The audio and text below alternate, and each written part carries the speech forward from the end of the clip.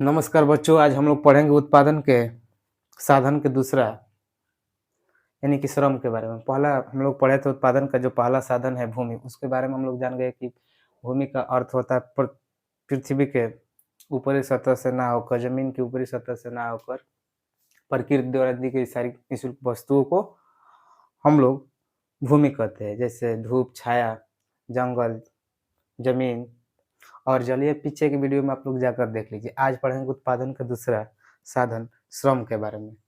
यानी कि श्रम का उत्पादन का दूसरा महत्वपूर्ण साधन होता है। जो श्रम होता है उत्पादन का दूसरा महत्वपूर्ण साधन होता है। श्रम के बिना किसी प्रकार का उत्पादन संभव नहीं है। यानी कि श्रम के बिना किसी प्रकार का उत्पादन करना संभव नहीं है। अध्ययन की दृष्टि से देखा जाए तो दुनिया में दो तरह से ही श्रम पूरी होती है। एक होता है शारीरिक श्रम और एक होता है मानसिक श्रम।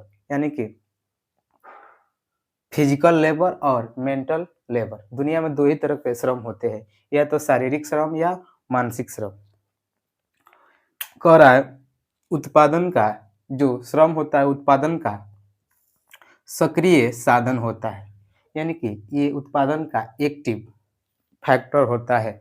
और हम लोग जाने थे भूमि जो उत्पादन का पैसिव फैक्टर होता है। यानी कि श्रम उत्पादन का सक्रिय साधन होता है। यानी कि सक्रिय मतलब सक्रिय का अर्थ होता है आप जितना अधिक एक्टिव रहिएगा, जितना अधिक से अधिक आप एक्टिव रहिएगा, उत्पादन में उतना अधिक से अधिक प्रोडक्ट यानी कि उत्पादन तैयार होगा, उसका नतीजा परिणाम उसका अधिक। यानी कि श्रम यानी कि आप कोई किसी कार्य को कर रहे हैं, या कार्य शारीरिक रूप से कर रहे हैं या मानसिक रूप से कार्य कर रहे हैं, जितना आप एक्टिव रहिएगा, जितना आप सक्रिय रहेगा, उसका नतीजा आपको ज़्यादा दिखाई देगा। मान लीजिए कि एक मजदूर है और वो कार्य कर रहा है किसी के यहाँ, या कहे तो खेत में किसान कार्य कर रहा है, तो वो कार्य जब करेगा किसान खेत में, तो किस तरह का श्रम होगा? शारीरिक श्रम। जबकि वही टीचर अगर है, या कहे तो जज है, या कोई ऑफिसर है, या कोई डीएम है, आईएएस है, वो अगर कार्य करेगा तो मानसिक रूप से कार्य करेगा। यानी कि श्रम दो ही तरह से होगा, एक शारीरिक श्रम और एक मानसिक श्रम। अगर कोई किसान अपने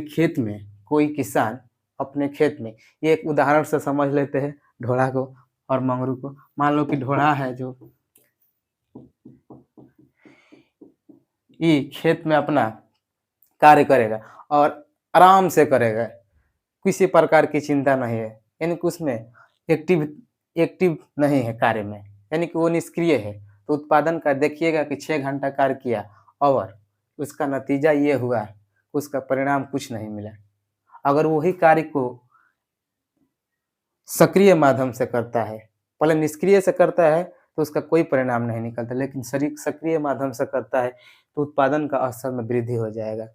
यानी कोई व्यक्ति वो शारीरिक रूप से कार्य करे या मानसिक रूप से कार्य करे, दुनिया में दो ही तरह का श्रम होगा या कार्य होगा, शारीरिक श्रम होगा या मानसिक श्रम होगा। अगर दो ही तरह से जब काम होगा तो उत्पादन का जो दूसरा साधन होगा यानी कि श्रम जो होता है ये सक्रिय साधन होता है, यानी कि ये एक्टिव फैक्टर होता है। एक प्रोफेसर मार्शल कहते हैं कि श्रम का एक छोटा